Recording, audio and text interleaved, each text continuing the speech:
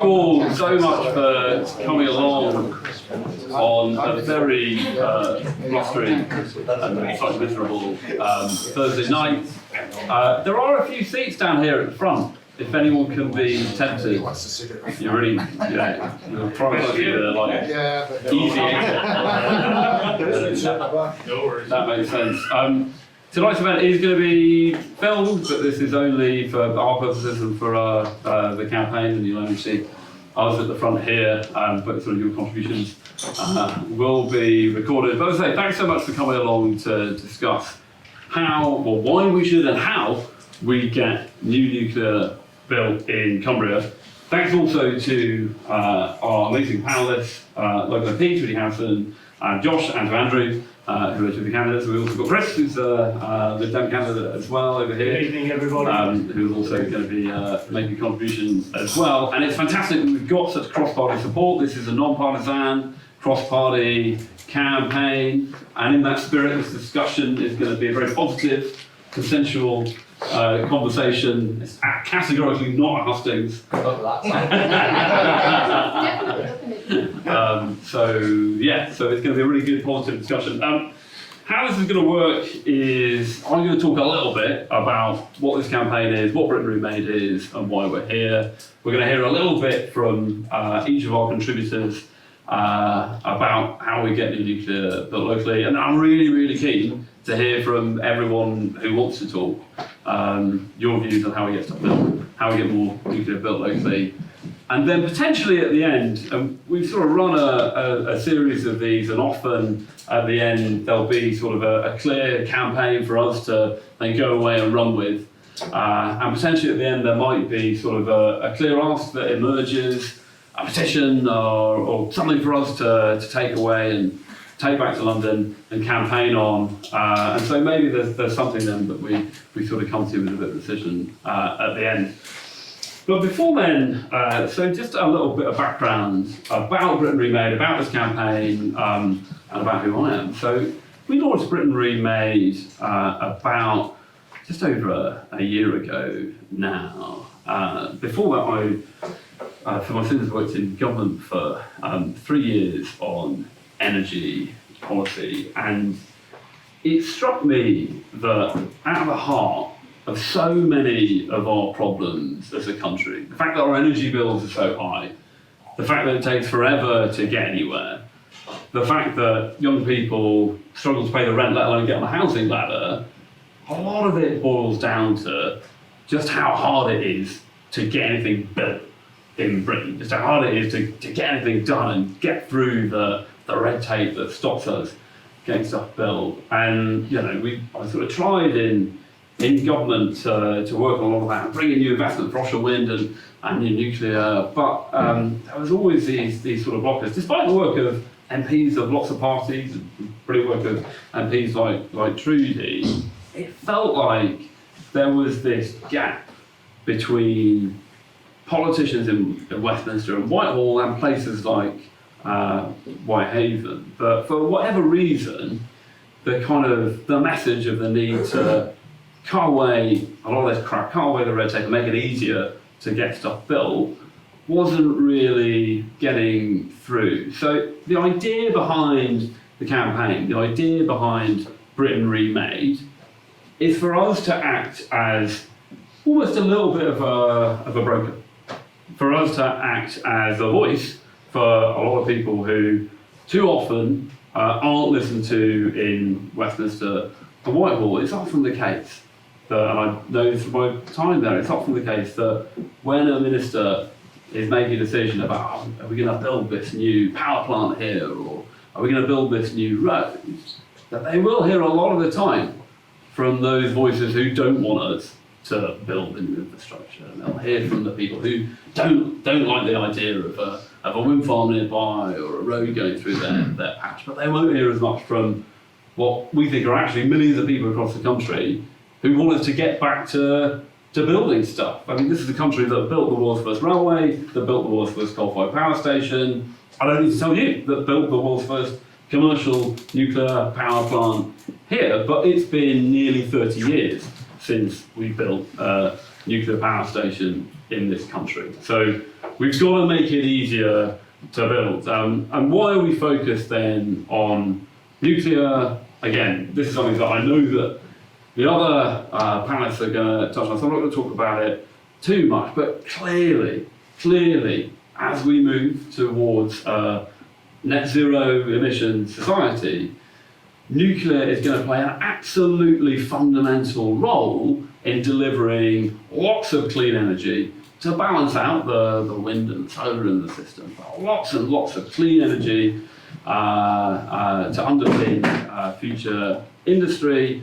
And of course we know, and again I don't think about this, about the jobs that come with new nuclear. The last event that we ran like this was in Anglesey, bringing new nuclear back to Anglesey, but sadly it's been a similar story there, that an area with a proud nuclear heritage has not had the investment in that next generation that it needs. So I say, we think that a lot of the reason for that are the barriers, the red tape, the fact that the environmental impact assessments get longer and longer every year. The one for Hinkley, I think, was 40,000 pages, and the one for Sizewell is going to be even longer. The fact that, for example, we're not allowed to, if a design for a new nuclear reactor has been approved in France or South Korea, our regulator can't just go, well, you know what, we trust them and we'll take off the page. No, they have to go through the same process again, or a really probably long process, and that's even before you get to the planning stage. So those are some of the reasons that we think that we haven't had the investment in new nuclear. And as I say, that is why we're here today, to discuss how we unlock that investment locally. I've talked enough. I'm really keen to hear from Trudy, from Josh, from Andrew, and then from everyone else. So, Trudy, please.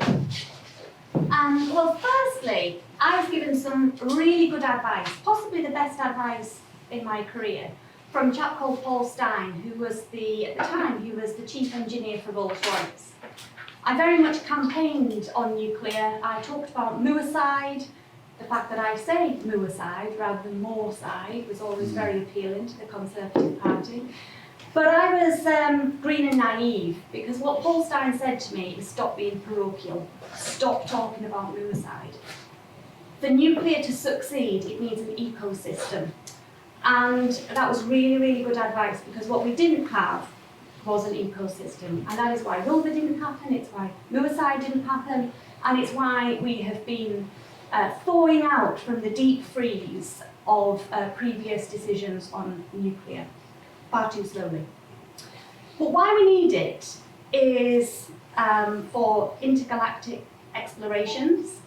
It is for the security of our satellites, to ensure we've got surveillance and we've got direction, because without those satellites, we've really got nothing in this modern world. But they are vulnerable, following the same pattern in orbit. And nuclear can really play a part there. In fact, our satellite industry is incredibly strong, but we've never had a launch from British soil before, and we're very much working on that. Bringing it slightly closer to home, the world needs nuclear for energy. And we talk about energy, and certainly we're very proud that about 50% of the electricity is now provided through renewables and clean energy. But that is only 17% of the total energy mix. Electricity only makes up about 17% of the total energy mix. And when I was the Minister for the Future of Transport in DFT, I was not only responsible for space travel, but also the decarbonisation of all other modes of travel. And it's then when I really realised we can't just electrify the grunty vehicles, the heavy trucks, trains and planes. That will need hydrogen and other means, and that will very much necessitate nuclear.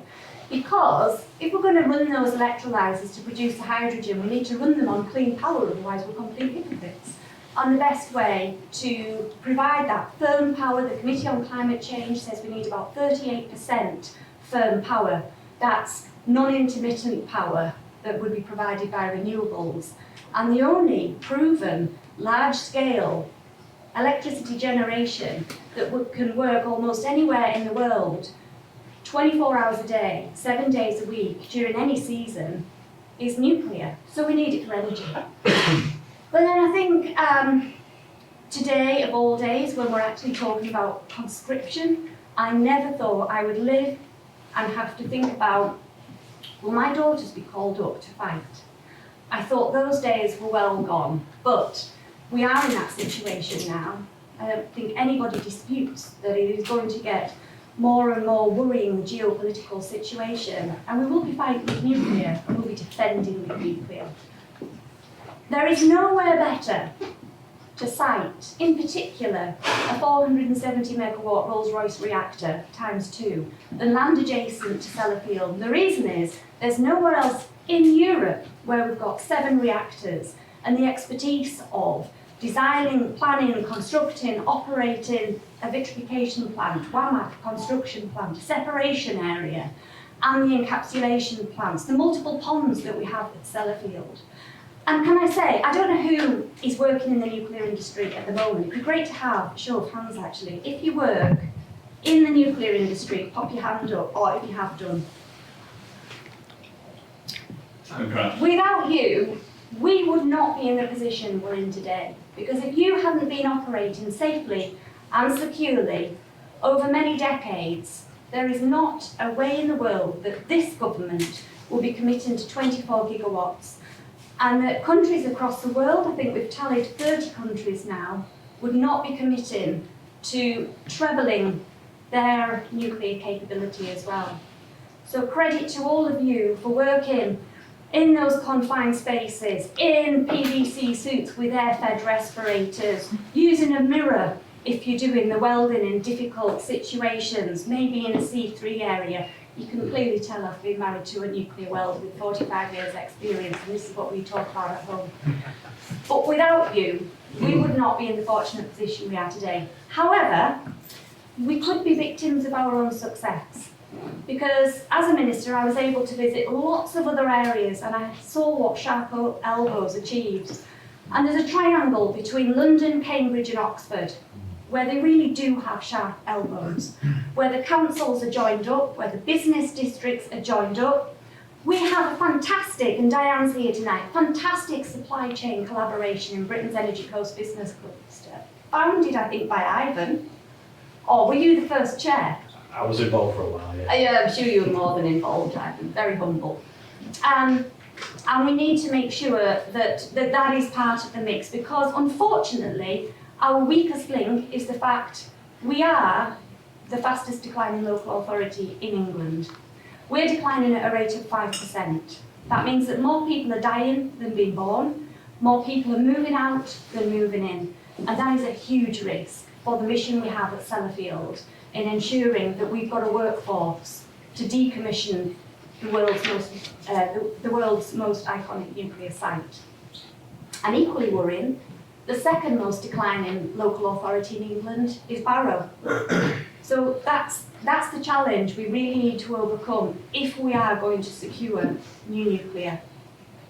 Really, really interesting. Josh, how do you think that we get new nuclear going locally?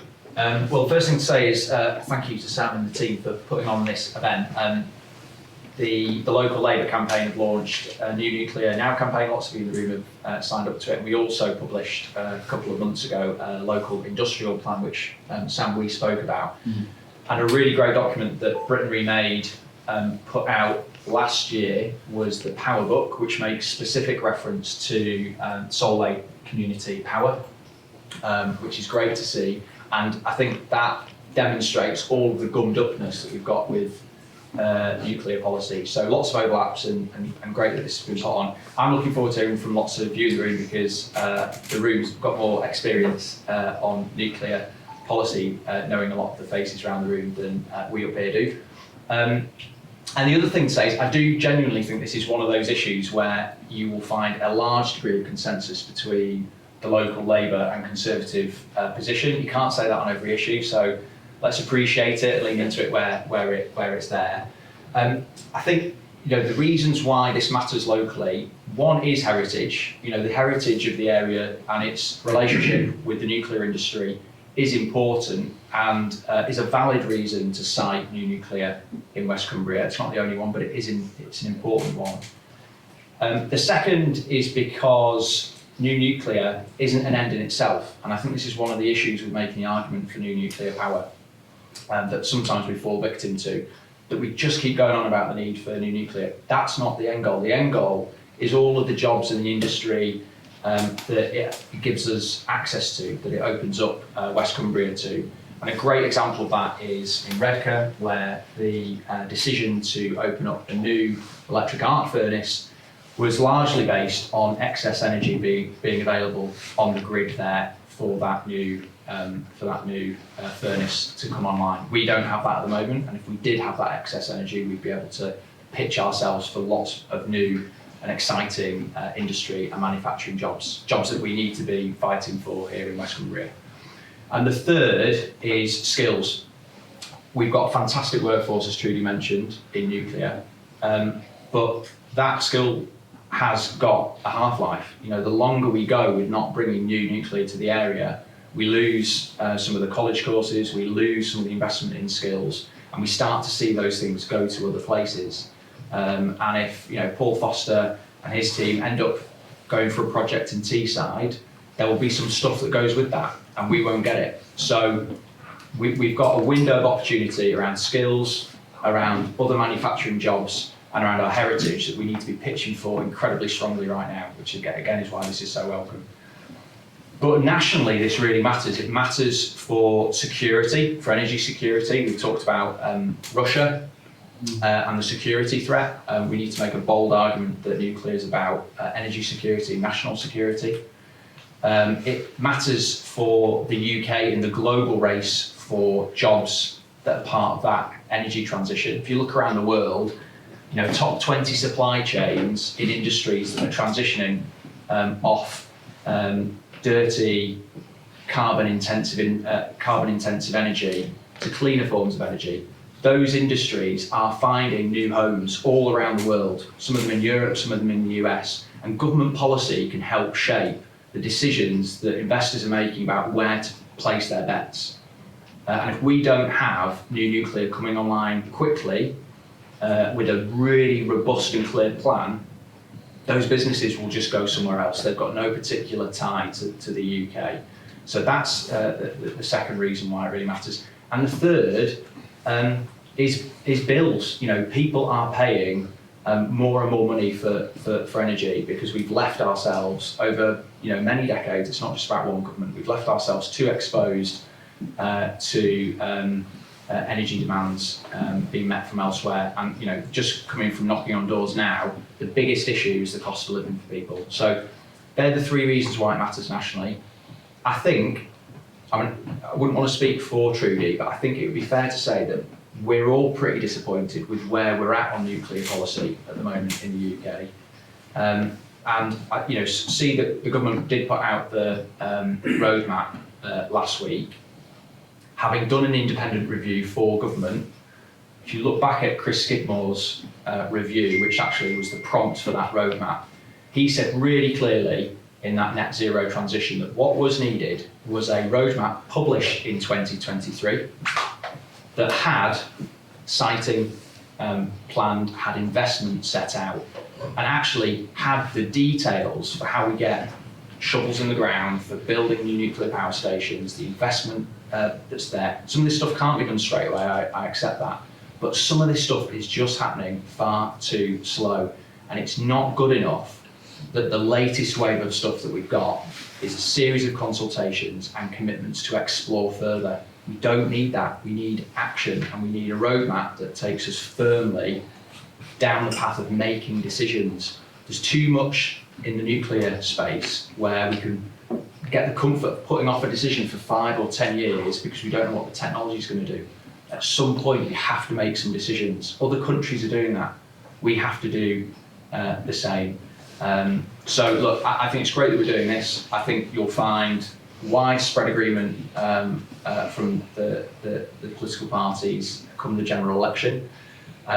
I think we need to get Britain building. I think that's right. Works really well that we've got Britain Remade involved in this, and we need some proper energy behind it and some ambition. And nuclear for Labour is a really important part of that. Thanks very much, Josh. Andrew? Right, can I just echo the warm words from Josh about the background of this meeting? Absolute pleasure to be here, and a fantastic initiative, and actually a fantastic organisation, exactly the sort of thing personally that I want to see, a campaigning organisation back in British industry, long overdue as far as I'm concerned. Look, can I just start from the outset by saying I unequivocally support the nuclear industry. Look, I was born and brought up in Dislington. I've got friends and family that worked at Sellafield. I've got neighbours that worked at Sellafield. Actually, I've got a lot of my motorbike bits fabricated by people at Sellafield. I probably shouldn't say that, but hey, that's life.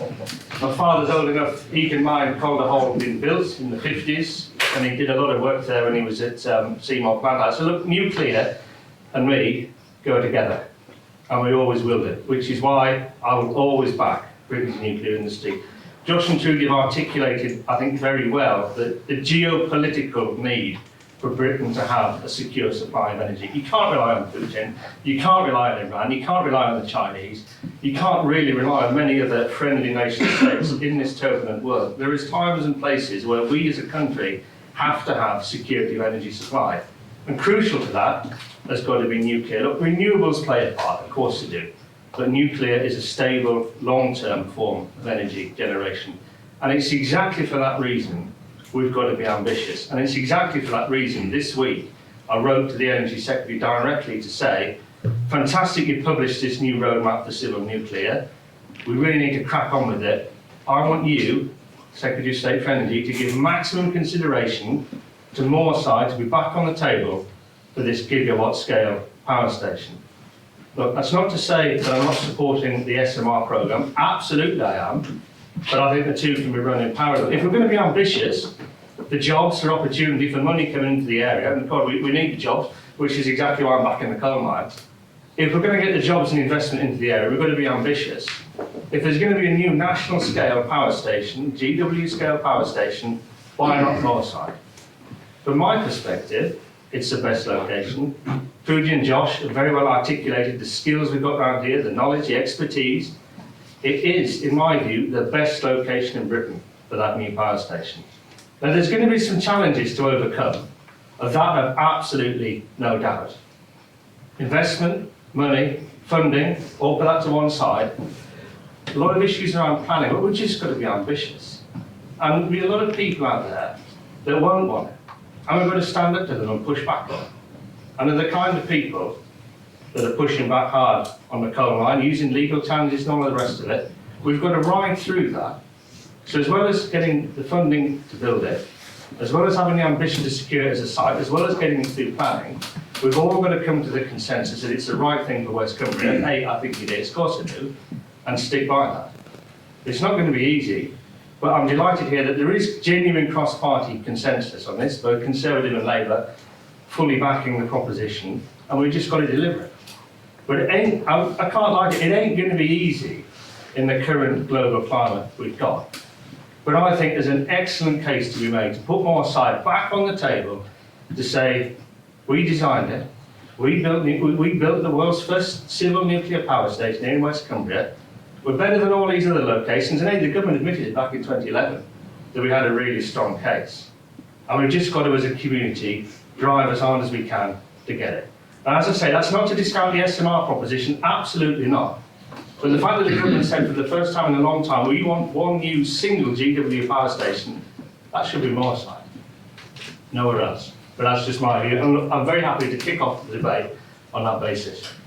Fantastic. Andrew, thanks so much. Just before we do kick off the debate fully, Chris, I wondered if you wanted to say a few words. Thank you, Sam. I'm actually going to add to the consensus here. It's getting a bit boring. A couple of things there, conscription and coal mines, the two Cs, I won't go into that. But generally, I'm right with you guys on all of this. And I'm optimistic as a Cumberland councillor that there will be new nuclear coming to this area. Exactly how it comes, Andrew, you've made some interesting points there, but it is coming in some shape or form. But what we need, what people in this area need, is the infrastructure to go along with that new nuclear. We need the housing we need better roads, we need much better public transport, not more buses. Let's not go chasing that old Oriole model. It doesn't work for many of us. We need radical new thinking about getting around. And one of the things that we should have, without any doubt, is a motorway link from Carlisle, from the M6 to the West Coast. And that whoever gets into power in the general election, they should be putting money aside for that, because that would be transformational to this area. I've championed public transport, green travel, for many, many years, working in local government, working as a government advisor on this subject. But sometimes you've got to be real about these things. We need a better road.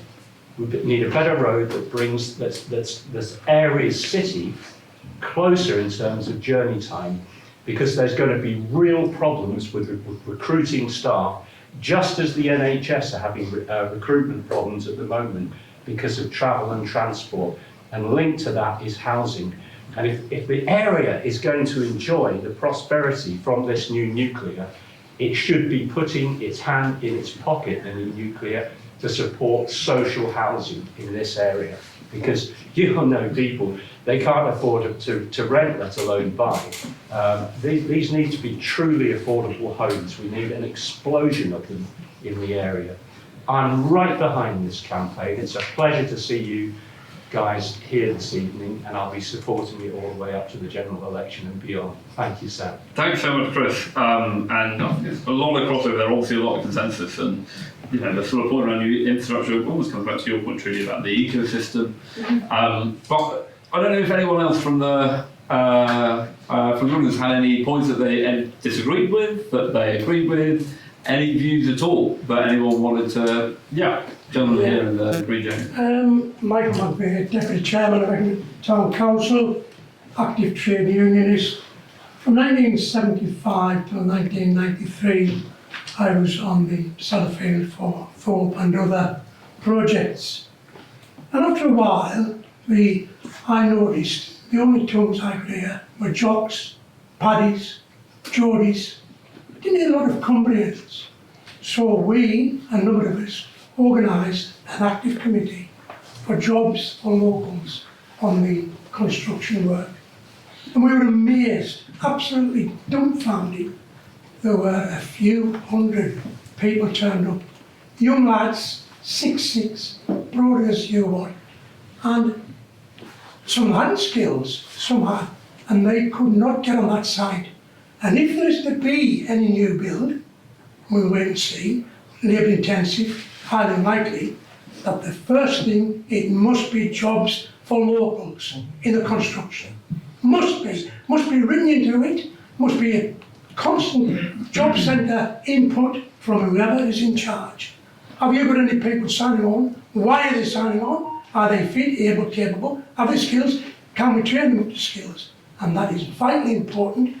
The second part, well, that will take care of itself. But in the first instance, jobs for locals has got to be. I'm aware there's active trade unions here who will make sure that does. Thank you. Really, really interesting.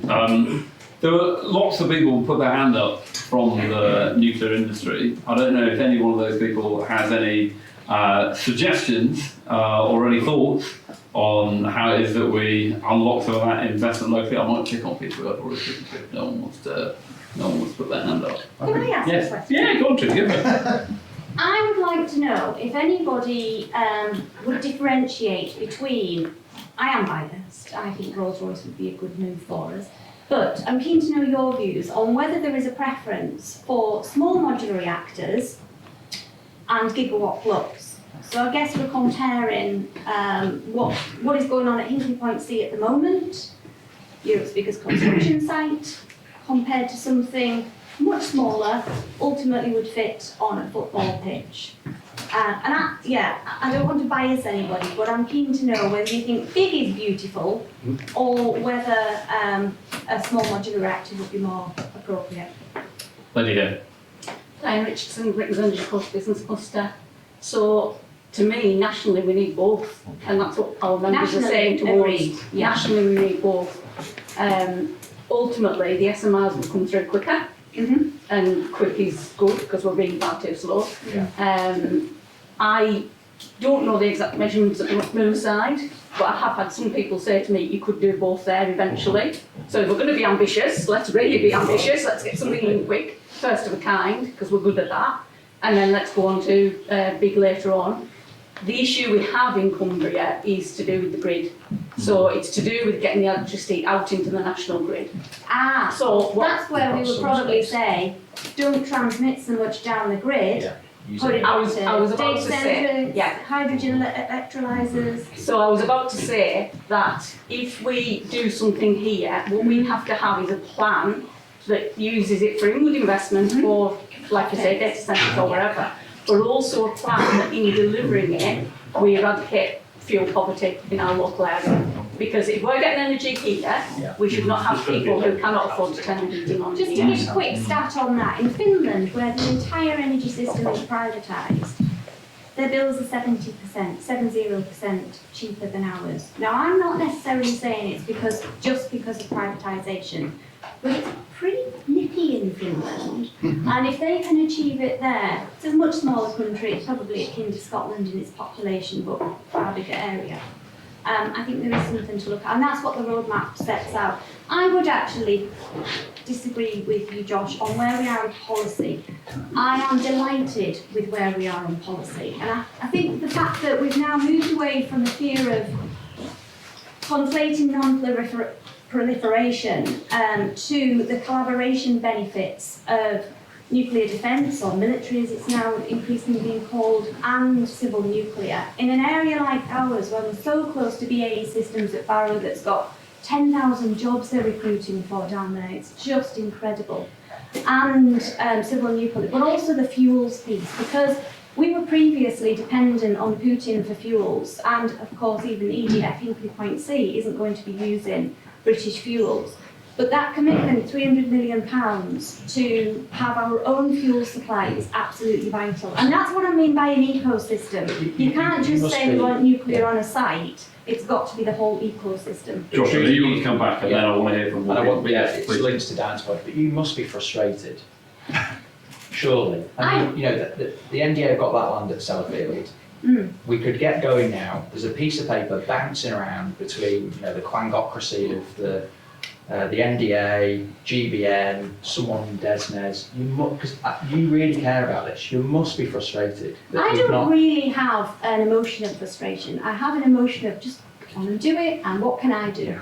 But if I look back at why, I am delighted that there is this epiphany from the Labour Party. But let's not forget that every power station was switched on by a Conservative party in Britain. The 97 manifesto said let's not do nuclear. The 2004 Energy Act also said that. And what I'm saying is, if we have another pause on nuclear, we will struggle for the next few decades. And the fact that we are aligned and aligned with the Lib Dems is a brilliant thing, because more than anything, nuclear needs a long-term strategy. Absolutely right. Go on, very quickly. I mean, look, the thing that's positive, if Labour win the next election, it'll be the first time that a new government has come to power with an unequivocal support for new nuclear for the first time in decades. Labour got to it too late in 1997. The coalition government, for all sorts of reasons, wasn't fully behind new nuclear in 2010. So it would be positive progress. On Dan's point, I think what you said taps into the feeling that a lot of people have locally, which is we just need to start by starting. And if we spend too long kind of admiring the options, some of which just aren't available right now, we could be another 10, 20 years before any decision's made. So, you know, let's take the options that are available. Let's be swift and opportunistic about it so we can make some progress. And it might well be in 10 years from now. Ivan and I were having a chat last week about AMRs that could come online that wouldn't need to be, you know, close to the sea. That would open up a whole bunch of options for Cumbria. But we're not there right now, and we can't sit around for another 10 years whilst the regulator works through approvals. We've got to start by starting. Absolutely, totally agree. This chap had his hand up a long time ago. Please come back. Thank you very much, Sam. Yeah, Ian Wheeler from Cumbria Local Enterprise Partnership. We delivered a clean energy strategy about 2 years ago, which put forward nuclear as a key strand of that clean energy. But what confuses me, the roadmap that was issued last week, it doesn't matter whether it's SMR or gigawatt. If it's gigawatt, a decision by the end of this Parliament to enter talks about the next one, and then 5 years before a firm decision is made, and then 10 years to build it. So if it's a gigawatt, if we follow the published roadmap, it's not that's good enough. 15 years before it It's not good comes. enough. Yeah. SMR, we say is quicker, but the roadmap says the next stage is a final investment decision in 5 years' time. Yeah. So that's No, that's not correct. That's what it says. So the tender process will be starting, well, it's already begun. Rolls-Royce are the first to put their SMR design through a GDA process with the Office of Nuclear Regulation. So that's already begun. And then if selected, and I have every confidence they will be selected, then it really will be spades in the ground much quicker. Certainly much quicker than before a final gigawatt. investment decision. Spades in the ground, preliminary work to do on site, and final investment decision 2029 was for gigawatt plus, so for small modular reactors would be much sooner. How long are we talking? It specifically says SMR FID 2021. No, it doesn't. I've listened to it, I've read it so many times. It says there will be a gigawatt plus FID, so that's a decision in, kind of no turning back in 2029. And that's kind of the sister project after Sizewell C. I guess my point is, Sam, you introduced the talk saying the challenge is planning, environmental impact assessments. I would challenge that might be a challenge, but we're nowhere near that stage yet. The challenge is just getting it started, and it's more confusing on ever on how do we get that start, because the roadmap just does not make that clear. Yeah, that's really cool. Andrew, you looking to come in? Yeah, no, I think it's the duty of the next government, regardless of its colour, and we've all clearly got our views, but I'll keep this non-political, regardless of colour, to crack on with new nuclear with exactly the same urgency we've cracked on with the vaccines task force, quite honestly. It is a national energy emergency in many respects, let's be honest about it. Every day that goes by was importing more and more foreign gas through at the mercy of hostile states. We need to treat it with exactly the same urgency we treated the atomic bomb program. I mean, good God, we built wind scales in a record amount of time. I know obviously it had That's not what's happening. it's had its issues, but it needs to be the task of the next government, whether it's myself or it's Josh representing this area as the next member of Parliament. We will be making that case to the next government, regardless of its colour, to crack on with pace to deliver new nuclear, be that SMRs or gigawatt scale. But on the challenge point of view, that's probably the slightly thorny issue, because as I said earlier, not everybody wishes this well. I think in parallel to all of this, the next government has also got to seriously review the process around legal challenges. We've all seen the stuff around the coal mine, sadly a lot of it driven by Tim Farron. Please keep them in a box about nuclear and don't let them anywhere near this part of the county. But we've really got to sort of also have a good hard crack at that, because this will be challenged. And we've got to make sure that it's robust. We go through a proper process, of course we do, but also we can just compress the timescales right down. And we've actually got to, I'm not going to say value engineer down the cost of a nuclear power station, but they built Calder Hall for the equivalent of like £500 million in the 50s in today's money. There's got to be scope for seriously reducing the cost of nuclear new build. But the earlier point as well about local construction jobs, absolutely, that's paramount, isn't it? It's got to be. It certainly is the case, and we've had this with all of the infrastructure projects that we've been working with across the country, that risk of legal challenge is adding years, is adding cost. Chat here, but also this gentleman here, so we'll start here and then move on. Well, thanks very much. I'm full-time officer now. I'm sure nobody know me. I worked in Sellafield before I was trade union. But more recently, part of our clean energy, we've been just talking to Sellafield, been talking to Solway, been talking to a lot of EDF, has talked to a lot of people regarding bringing new nuclear to the local community. But what's concerning, and all three is pitched it regarding community power limited potential of the North East. I was speaking to Paul last week because I was giving briefs to the members, the two senior reps here. And what's concerning is that, and I wasn't aware until last week, that there was going to be permission on the 1st of October 2023 to start investigating the land beside Millside. And a week before, that government minister had wrote a letter and says, let's hold off on that, we're going to have to do a consultation that looks at the 2050 roadmap. So we're here, we've obviously got Trudy, our local MP, we've got Josh. That money is there ready to go for our community. Yeah. And I'll take the trade union hat off, and as a resident who's lived in Cleatamore for 44 years, we need that input investment. We need the local jobs. We look at local communities around here that are in deprivation. That money, that £6 billion could and start driving people out of poverty. We've got £8 billion going to the northeast. Yeah. Because the decisions, this is what I'm being told, Trudy, I can only go off briefs, and if you look on the website, that's what it says. What I'm saying is, we need that investment now. As for local jobs, I'm a proud electrician. I always I served my time down in Sellafield, and part of what Josh has seen our presentation that we've been putting out to various bodies and partners, and it's all about thriving communities, bringing people out of poverty, giving people who haven't had an opportunity to do apprenticeships or improverships, getting them in. So we don't have to bring people in. We're going to have to bring people in. It's because we've got a skill shortage after years of government investment across the whole piece. But for us, I'm happy for a small SMR to start with. Let's get it going. The key point for me is the first civil nuclear power station was built at Sellafield, or Calder Hall. We could have had the first SMR built outside of Sellafield. Yeah. And what sort of message is that the Conservative minister said, not this time, let's wait for the consultation. I'm really interested in this point, and sorry, we'll come to you. But, because this has obviously come up a lot, and I know that Josh, you've been talking about this, that all they need is to be granted access to the land, and then the SMR can be built. It's effectively so that the investors are there, they're ready to go, they just need access to the land.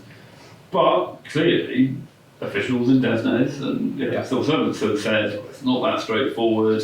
Is the investment actually there? Is it as simple as simply giving them access to the land in order to unlock this investment? I don't know if Josh or Trudy or I would certainly like to on come this. back because I've very much supported Paul, held an event for him and Solway, and really have been absolutely behind Solway. But it is not accurate to say that just because you've got the investment means you can crack on. Because, as we all know in this area, nuclear is a highly regulated operation, and I would say we have the gold standard of regulation with the Office of Nuclear Regulation and the GDA process.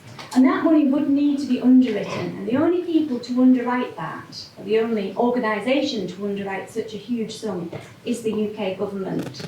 And at the moment, they're not prepared to do that yet.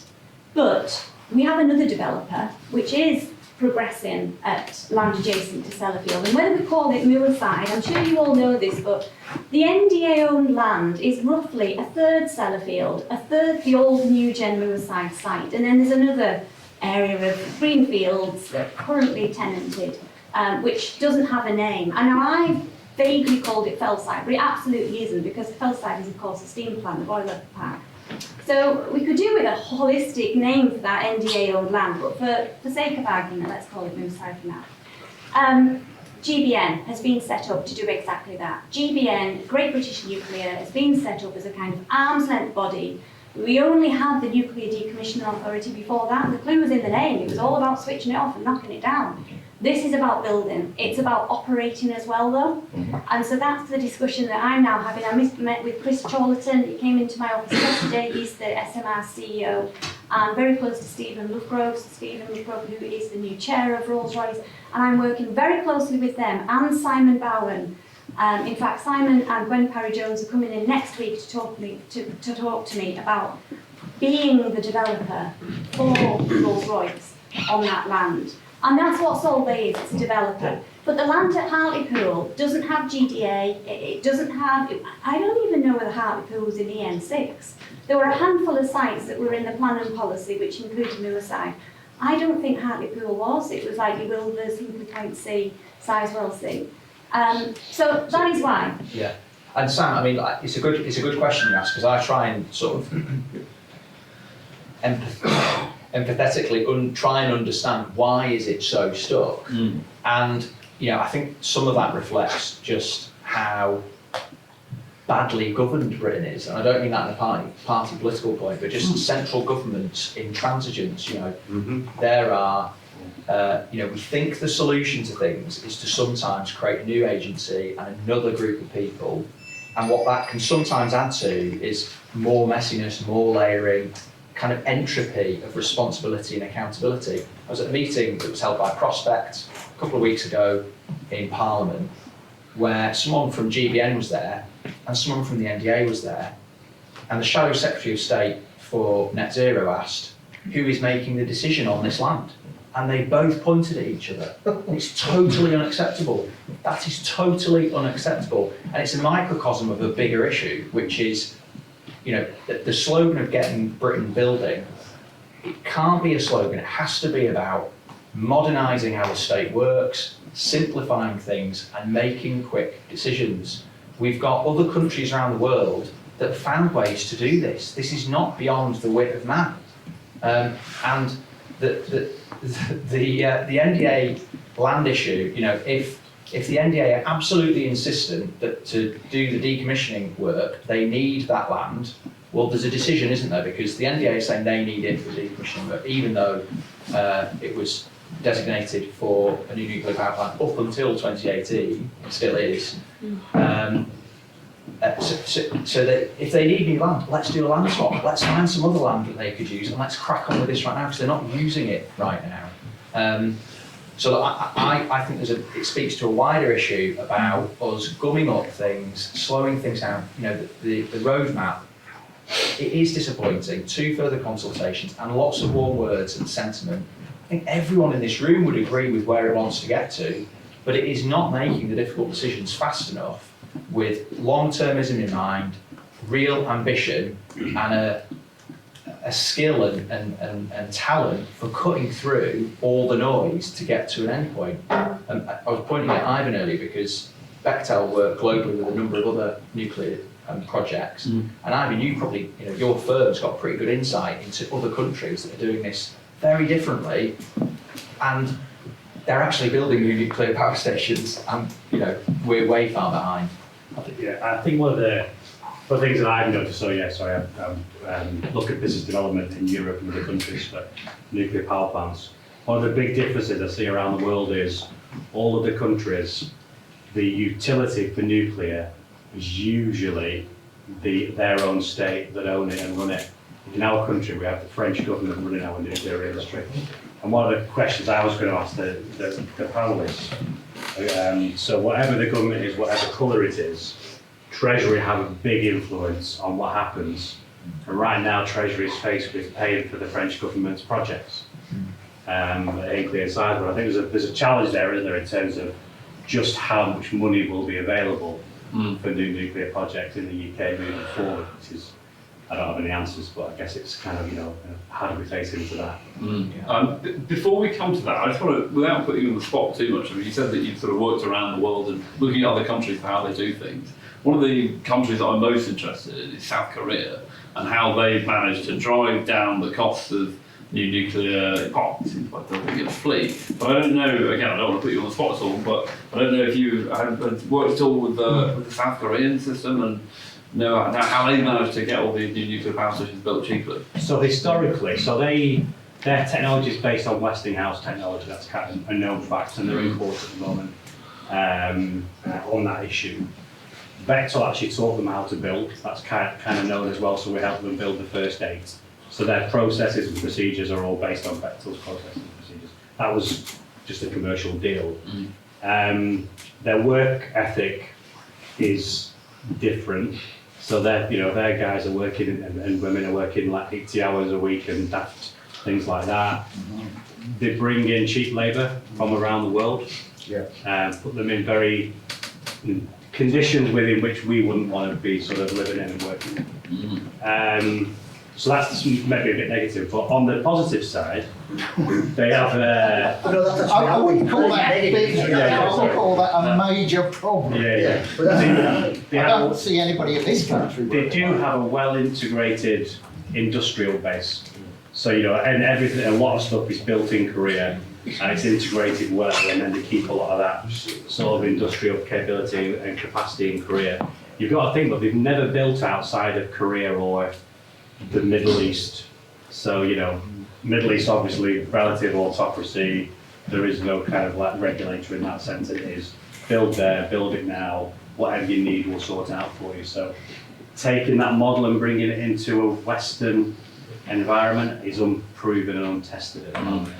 Really interesting. Really interesting. Very, very quickly, but this gentleman's been wanting to come in for a long time. So can I let this gentleman come in and then we will come to you. Well, going back to Trudy's question, which everybody sidestepped, which would we prefer? SMRs, because they can build, they are prefabricated built, and they can be erected on site, so that doesn't cause problems with infrastructure, because you can move that through. Secondly, it is much cheaper, and thirdly, it should be Rolls-Royce. There shouldn't be any procurement competition. It should be built by a British company, because if you're going to build that with a foreign company, like Westinghouse or one of the others, then there's no profit in it. There's no inward investment, as you're talking about, because all of it will be disappearing off to the company that over the seas. We should be building it. If it's the government have to help fund it, then fine. But Rolls-Royce have got huge amount of experience on the nuclear submarine reactors, and basically that's all it is, and they actually occupy roughly about 250. But the point is that would then push them towards developing much smaller units. We've got fusion, I know it's a fair way away, but there are quite exciting moves towards it. Now the other thing you talk about, I mean, I've lived here a fair while, but your experience is the same as mine. Sorry, get forward. Cleator Town Council and Vice Chair. There's that with Sellafield, and most people think this, the money's in Sellafield, but it doesn't dissipate out to the areas. That's why everybody's in this problem of dilapidated buildings and no work. Now, I've never been against nuclear, but I object to Sellafield being the only big employer here. Yeah. They need if you're going to keep youngsters here, if you're going to keep young people coming out of school, a lot of them don't want to work at Sellafield, or they may work there for a while, but they want something else. What do? There's nothing else. I'm going. And they vanish. I mean, I've even got a grandson who said the same thing. There's nothing here. I'm going down south because there's plenty of work down there. So whether it's a spin-off from Sellafield, whether it's new companies, we've got to also bring in, because you're going to have robotics and AI. And I know people, well, a few years back, they say, oh, it'll never happen, blah, blah, blah, blah, blah. But actually now they've got more robots working at Sellafield, and they're using drones to inspect the site than when I first came here, and it's advancing exponentially. So I would say that when they start building, you'll probably find a lot of the jobs will be, certainly the nasty ones, will be done by machines, simply because it's advancing that fast. Yeah.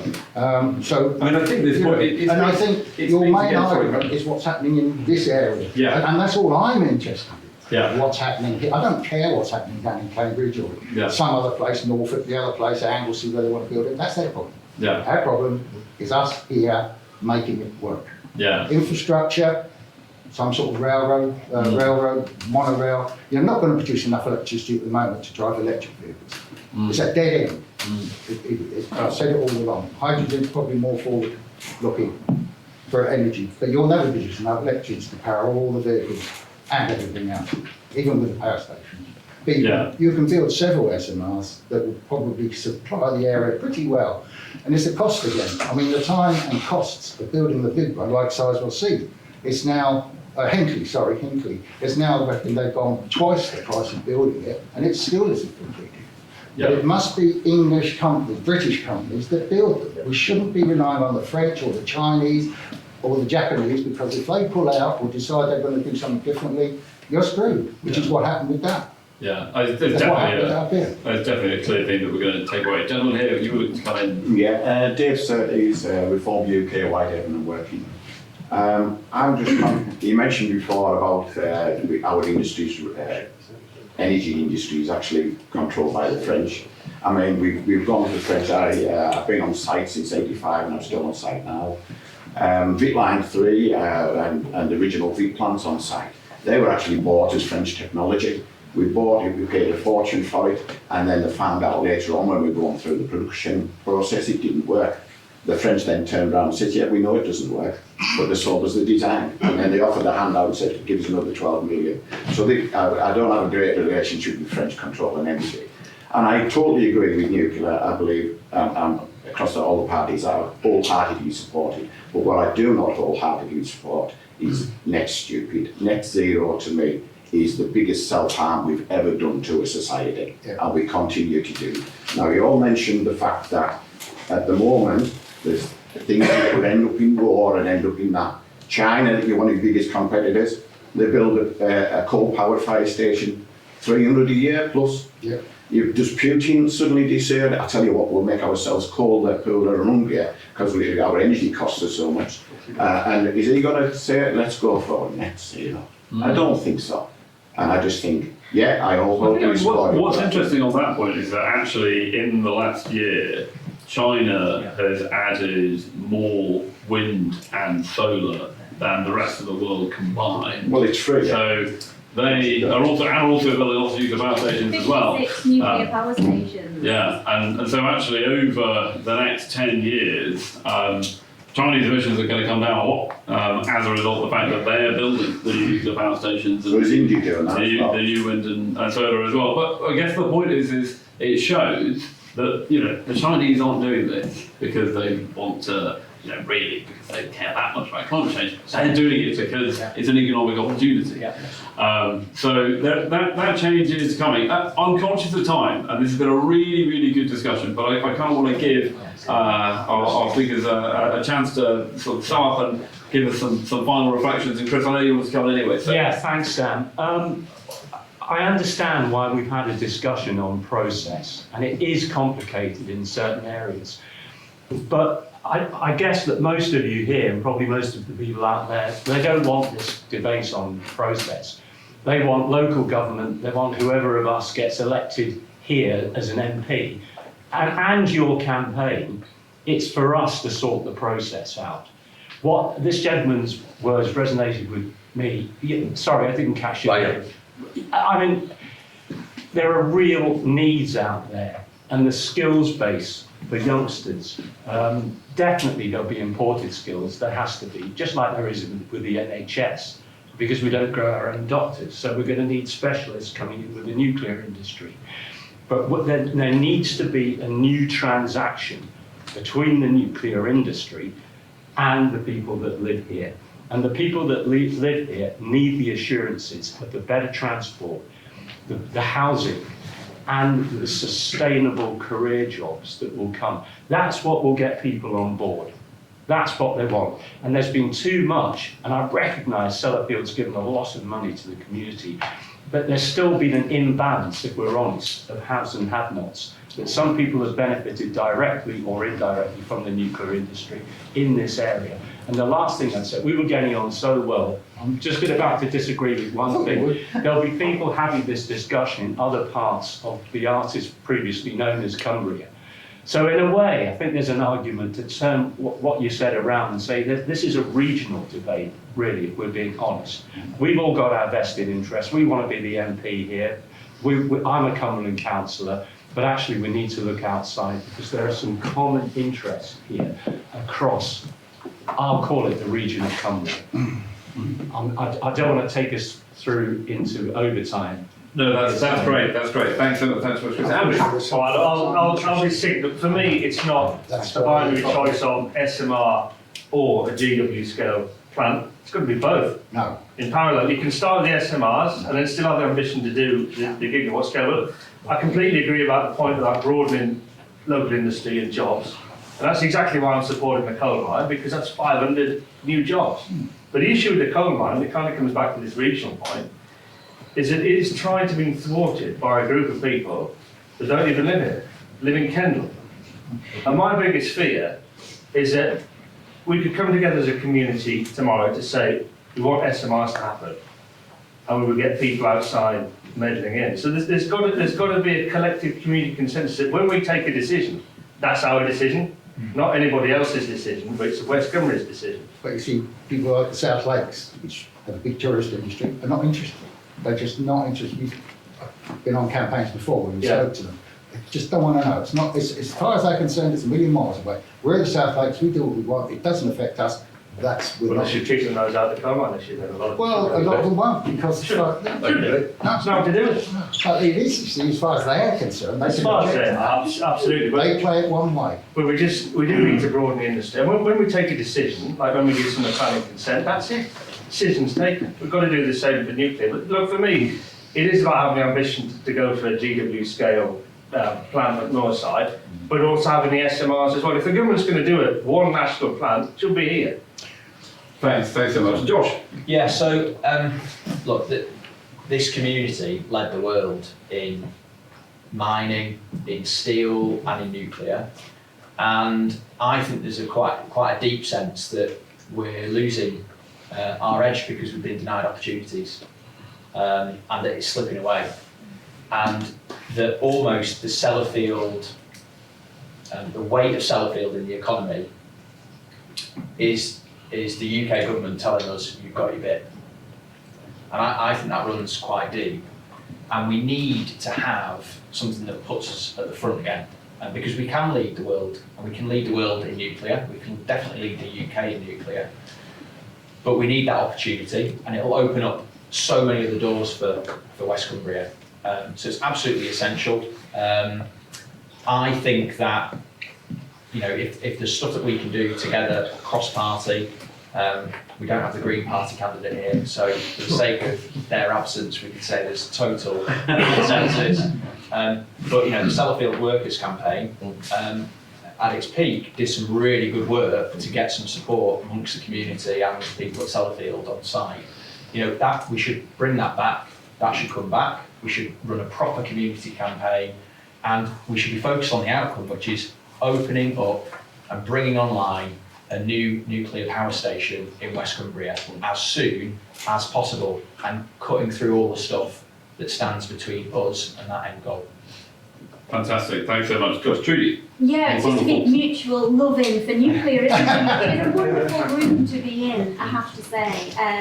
Although I agree with you on the coal mine, and did you know you need 250,000 tonnes of steel to build one small modular reactor? Just a shame we don't have any more virgin steelmaking production capability in the UK.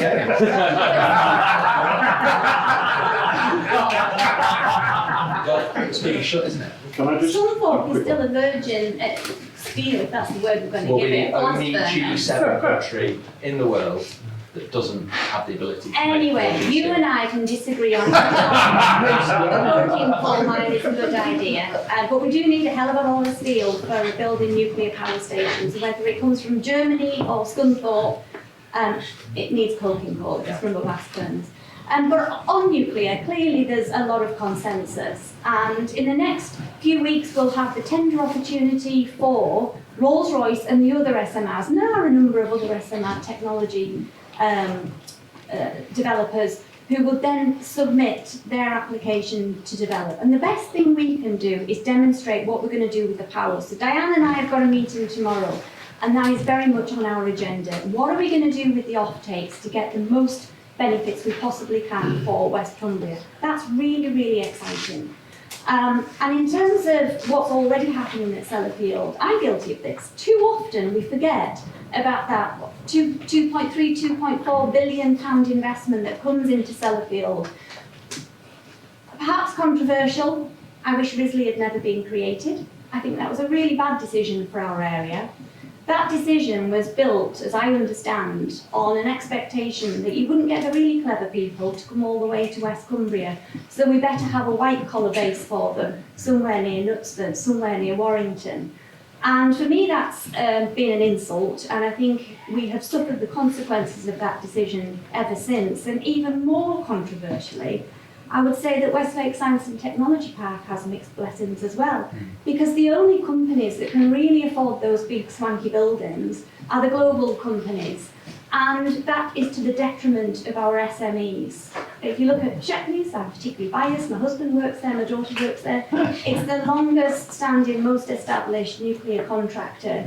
They are thankfully at Old Town Hall on Scotch Street in Whitehaven, doing the right thing, investing in Whitehaven. And I'd like to see a lot more of the smaller businesses, but also the bigger businesses, investing in Whitehaven Town Centre, on Leconfield.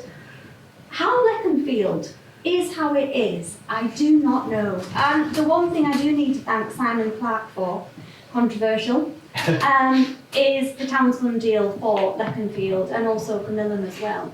And I think the fact that that site is so close to Sellafield, so close to Westlake Science and Technology Park, that has got to be one of the huge benefits of the area. So more support for SMEs. I'm channeling my inner Steve Pattinson here. I think Patty talks an awful lot of sense about this. And he said when I was born there were about 400 companies. Now there's about 76, I think, if you look at the NIA jobs map. And the difference is that those small companies, they have the blue collar workers, and those are the real skills, without which we wouldn't be in the positive position I feel we are in today. And no candidate stands to become an MP, I think, because they're happy with the way things are. I certainly was far from happy, but I thought, you know, don't put the key to your future in somebody else's pocket. If you want to do something about it, stand. And the top priority for me was to stand up for nuclear. Because Josh is right, the Conservatives were lukewarm on nuclear in 2016. I mean, that's why Jamie Reid stood down because of a fallout with Jeremy Corbyn. None of the parties were really behind nuclear.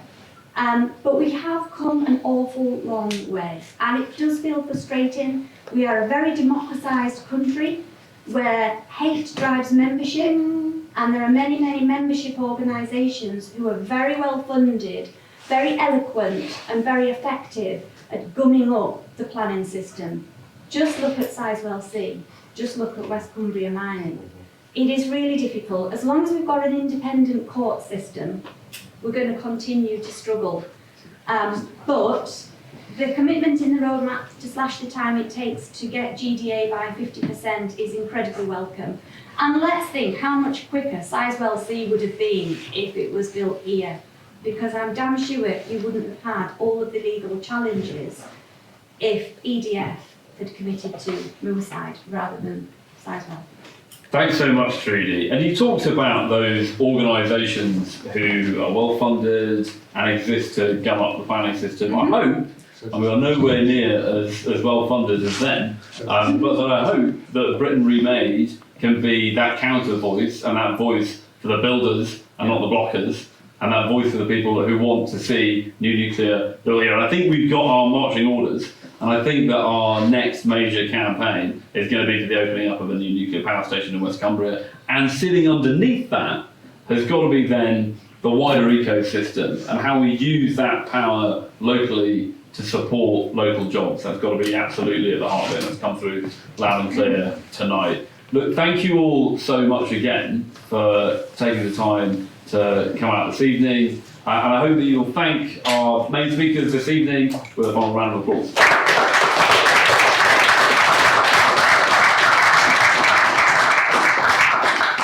Thank you all, and thank you where you come from. Thanks, yeah, we've got today. It's quite a long journey. Well, thank you. Really It's great to be here. And if you haven't yet signed up for our campaign, you should do so online or on the board. Thanks for coming.